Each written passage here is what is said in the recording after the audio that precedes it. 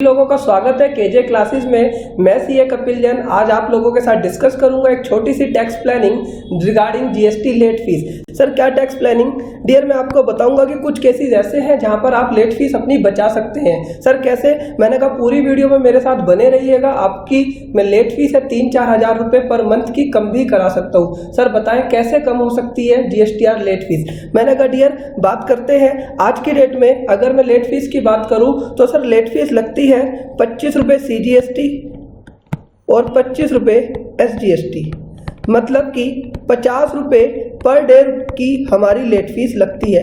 लेकिन अगर हम नील रिटर्न फाइल करें, अगर हम क्या करें डियर, नील रिटर्न फाइल करें तो हमारी लेट फीस आ जाती है 10 रुपए CGST और 10 रुपए SGST। आपने कहा हाँ सर ये तो हमें पता है, लेकिन सर अगर मेरे पास नील रिटर्न नहीं है तो क्या मैं 10-10 रुपए लेट फीस पे करके बच सकता हूँ? मैंने कहा हाँ डियर आप कर सकते हैं। आपने कहा सर कैसे?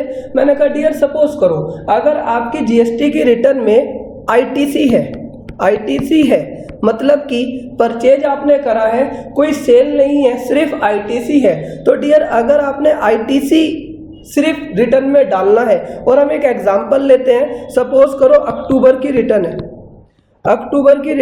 और हम आज की डेट में फाइल कर रहे हैं। आज डेट क्या है हमारी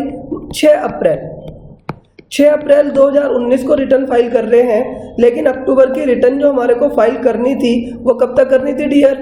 20 नवंबर को।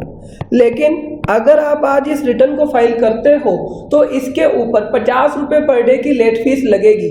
तो जो 50 रुपए पर डे की लेट फीस लगेगी, अगर मैं ये कहता हूं इस आईटीसी को इस मंथ की रिटर्न में ना डालें, क्योंकि आईटीसी का सेक्शन ये कहता है कि आप आईटीसी कभी भी क्लेम कर सकते हो, अगले साल तक भी क्लेम कर सकते हो, सितंबर मंथ तक, या जिस महीने तुम्हें पता लगता है आईटीसी के बारे में उस महीने आप आईटीसी को क्लेम कर सकते हो।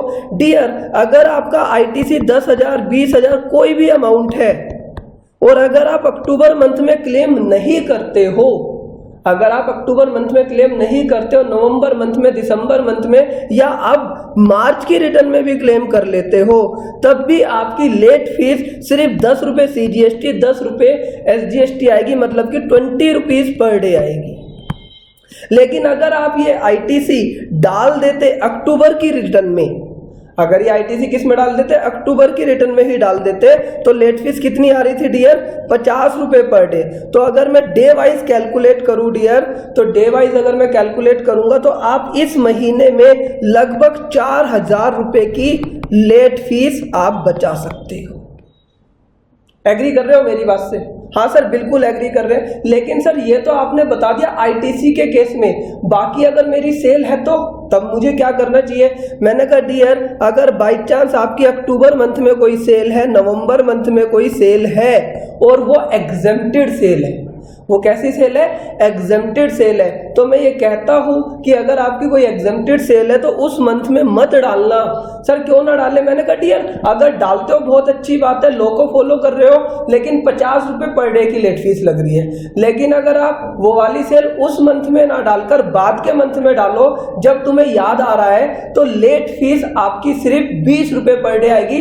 सर क्या हमारे ऊपर कोई पेनल्टी नहीं लगेगी? मैंने कहा डियर बिल्कुल भी पेनल्टी नहीं लगेगी। नहीं सर, पेनल्टी का तो एक सेक्शन है, सेक्शन 122। मैंने कहा डियर मैं आज आपको 122 सेक्शन बताता हूं, क्या कहता है? पेनल्टी फॉर सर्टेन ऑफेंस, कि किन किन केसेस में पेनल्टी लग सकती है। तो मैंने क्या कहा, अगर आप अक्टूबर का आईटीसी ले रहे हो, अक्टूबर का क्या ले रहे हो डियर? आईटीसी ले रहे हो, और आपने अक्टूबर मंथ में नहीं लिया, अब मार्च मंथ में ले रहे हो, तो आप पे कोई लेट फीस नहीं लगेगी, बल्कि लेट फीस 50 रुपए पर डे की जगह कितने रुपए पर डे आ जाएगी? 20 रुपए पर डे आ जाएगी। लेकिन इसी के साथ अगर एग्जाम सेल डालते हो तब भी सेम केस आएगा। लेकिन अगर टैक्सेबल सेल डालते हो, हाँ यहां पर आपको रुकना है, यहां पर आपको सोचना है, क्योंकि लॉ में क्या लिखा है कि अगर आपकी कोई टैक्स लायबिलिटी है, अगर आपकी कोई टैक्स लायबिलिटी है, वो आपने 3 महीने के अंदर पे नहीं करी, तो डिपार्टमेंट का ऑफिसर आपसे पेनल्टी ले सकता है सेक्शन 122 में। यहां पर क्या लिखा हुआ है कि अगर आपने कोई टैक्स कलेक्ट कर लिया और आपने गवर्नमेंट को पे नहीं किया, कितने दिन से ज्यादा जी? 3 मंथ से ज्यादा, जिस दिन वो पेमेंट ड्यू थी तो आपको पेनल्टी लग सकती है। तो मेरा आप लोगों को सजेशन ये है, अगर आपकी रिटर्न के अंदर कोई टैक्स की लायबिलिटी है, अगर किसकी लायबिलिटी है डियर, टैक्स की लायबिलिटी है, तो आप अपनी रिटर्न को अगर भूल गए हैं टाइम से फाइल करना तो आप अपनी सेल को उसमें दिखाएं और 50 रुपये पर डे के हिसाब से लेट फीस दें। लेकिन अगर आपके रिटर्न में कोई आईटीसी है, कोई एग्जेम्प्ट सेल है, तो उस वाले केसेस में अपने रिटर्न के अंदर वो वाली रिटर्न नील की फाइल कर दे अक्टूबर नवंबर मंथ की, और करंट की रिटर्न में उस चीज को दिखा दे, जिससे आप पे कोई इफेक्ट नहीं पड़ेगा। हाँ, आपकी लेट फीस जरूर कम हो जाएगी। लेकिन कुछ लोग क्या कर रहे हैं, वो अक्टूबर नवंबर दिसंबर मंथ में सेल है उनकी, लेकिन फिर भी नील की रिटर्न फाइल कर रहे हैं। डियर, अक्टूबर नवंबर दिसंबर में सेल है, फिर भी नील की रिटर्न फाइल कर रहे हैं, कह रहे हैं जनवरी फरवरी मार्च में हम सेल दिखा देंगे।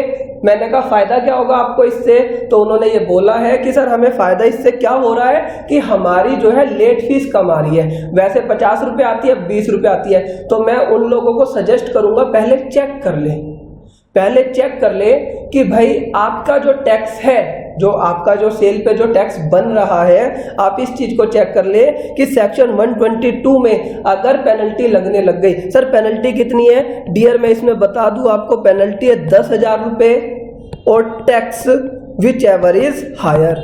तो अगर किसी व्यक्ति की सपोज करो 1 लाख रुपए की टैक्स की लायबिलिटी है और वो ये सोच रहा है कि मैं अक्टूबर में लायबिलिटी ना दिखाकर कब दिखा दूं, मार्च में दिखा दूं, किस लालच में कि नहीं भाई लेट फीस कम लग जाएगी। मैंने कहा डियर ऐसा कच्चा लालच मत करना, क्योंकि इस केस में आपको 1 लाख रुपए पे इंटरेस्ट भी पे करना पड़ेगा और ये सेक्शन 122 की पेनल्टी भी पे करनी पड़ेगी। तो जो व्यक्ति नील रिटर्न फाइल कर रहा है वो सिर्फ अगर आईटीसी के केस में कर रहा है या एग्जाम सप्लाई के केस में कर रहा है तो उसे कोई ज्यादा दिक्कत वाली बात नहीं है। लेकिन अगर इस केसेस में नील की रिटर्न फाइल कर दी, क्योंकि आपकी टैक्स लायबिलिटी थी तब भी नील की रिटर्न फाइल कर दी और ऐसा 3 महीने तक हो गया, तो डियर इस केस में डिपार्टमेंट सेक्शन 122 के हिसाब से आपको पेनल्टी लगा सकता है। तो जरा सतर्क रहिएगा, ये चीज चेक कीजिए कि कब बेनिफिट लेना है। सर इंटरेस्ट कितना लगता है मैंने बता दूं डियर, सेक्शन 50 हमारा कहता है कि 18% का इंटरेस्ट लगेगा, लेकिन पोर्टल अभी कैलकुलेट नहीं कर रहा, लेकिन डिपार्टमेंट आपसे इंटरेस्ट ले सकता है।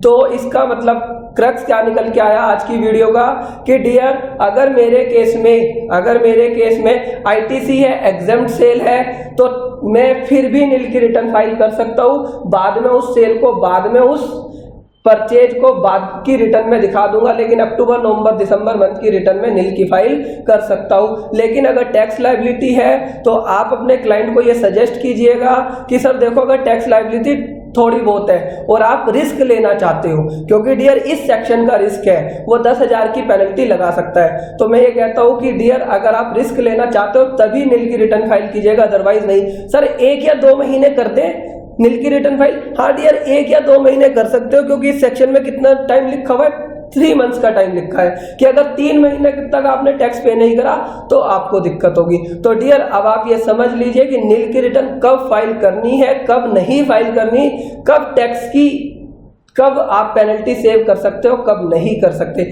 आशा करता हूँ आपको मेरी वीडियो बहुत अच्छी लगी होगी, और अगर आपको मेरी वीडियो पसंद आई है तो हमारे चैनल को सब्सक्राइब करें और लाइक करें। Thank you for watching.